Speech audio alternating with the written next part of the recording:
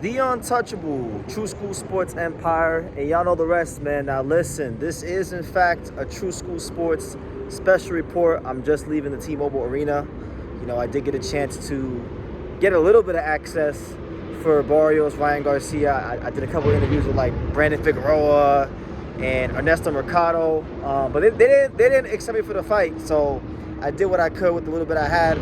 But listen, nonetheless, in this video, I wanted to talk about the big news. Conor Benn signs with Zuffa Boxing, a completely unexpected signing that has, I feel, at least in my opinion, it's at least caused somewhat of a shift in the boxing world, because while I don't think Conor Benn is this great fighter, while really and truthfully and objectively speaking, I don't think he's this great fighter, he is in fact a fighter who does hold a lot of commercial value. He is a fighter that in the UK does hold a lot of commercial value, and he is a fighter that has been linked to fighting some of the big names like Shakur Stevenson. We saw Conor Benn get in the ring with Shakur Stevenson after Shakur Stevenson's win against Teofimo Lopez. So therefore, the fact that Dana White was able to steal and poach one of Eddie Hearn's top commercial stars from the Matchroom stable, I think it's huge. I think it's the kind of move that, while again he's not the best fighter in the world or anything like that, he's still a star. He's a name. People know Conor Benn, right? And the fact that Dana White so early in the Zuffa boxing era was able to land Conor Benn, I think it's a statement of intent. I think it shows that they're not playing around, and I think that if I'm Matchroom Boxing, if I'm Eddie Hearn, if I'm a promoter in this day and age, I would be very, very worried, because really and truthfully, you got to remember, it wasn't that long ago that Zuffa Boxing was trying to poach Bam Rodriguez, and they nearly did. They nearly got Bam Rodriguez, and Eddie Hearn had to match the offer, right? And so we'll see how it goes. It's only a one-fight deal for Conor Benn. It's not like it's this long, drawn-out deal like you see with a lot of these Zuffa contracts, because a lot of Zuffa Boxing fighters are fighters that really and truthfully are they don't really have a pathway towards relevancy. They've kind of been forgotten about by the big time power brokers in boxing. So a lot of times you see these other fighters, they sign these 3-4 year contracts with boxing. This Conor Benn's only a one fight deal. That being said, I'm very intrigued about what might happen, because and how this will affect the boxing world, because you see it already with Zuffa Boxing. They signed Conor Benn, they signed Ja Pataya, they also just recently signed Mark Magsayo, who we all know.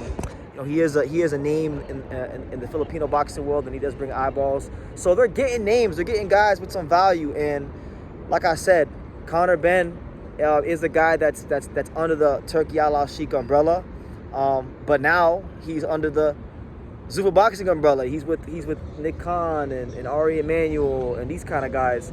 So I think it bodes well for them, and I think at minimum, if it doesn't do anything else for Zuffa Boxing, it's gonna raise some eyebrows. It's definitely got people's attention. It's got my attention just walking out here to the T-Mobile Arena today. So I had to come here and make this video for you guys and give you my reaction. But it'll be very intrigued. And it's a reminder in this fight game, because a lot of times you hear the word loyalty thrown around in the fight business.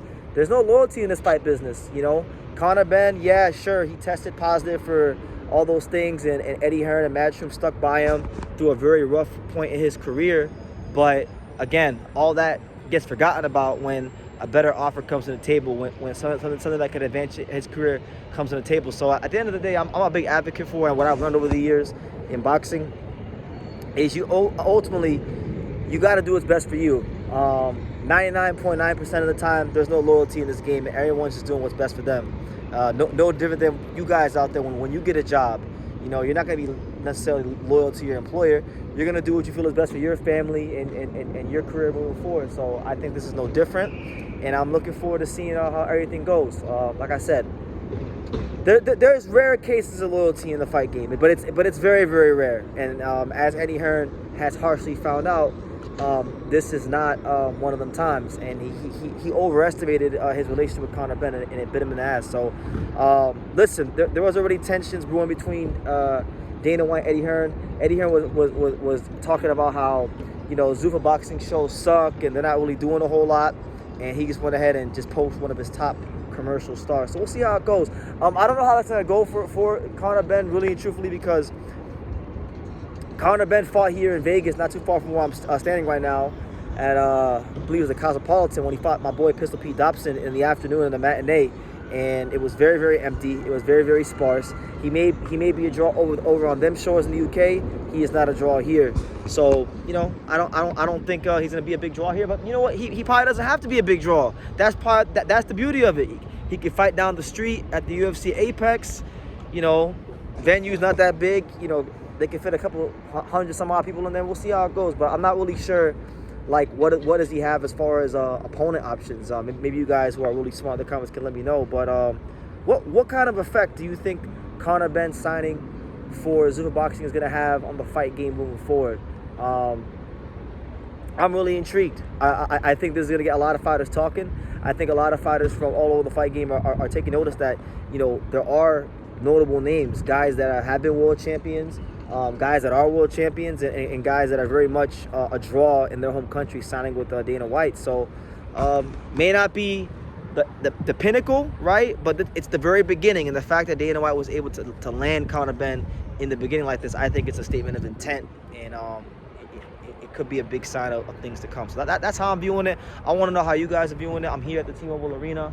I'm not covering the fight tomorrow, but I made a decision. I'm going to buy a ticket, and I'm going to be at this fight as a fan. So if you see me at the T-Mobile Arena tomorrow, you know, say what's up to your boy, holla at your boy, say hello to, you know, me and whatnot. And yeah, I appreciate everyone who came up to me today and said what's up and showed that love and appreciation for True School Sports. But yeah, leave your comments down below. Make sure you guys take time to subscribe. And like I say in every single one of these videos, you can love me or you can hate me, but I'm just a kid from Daniel. So until next time, take care, guys.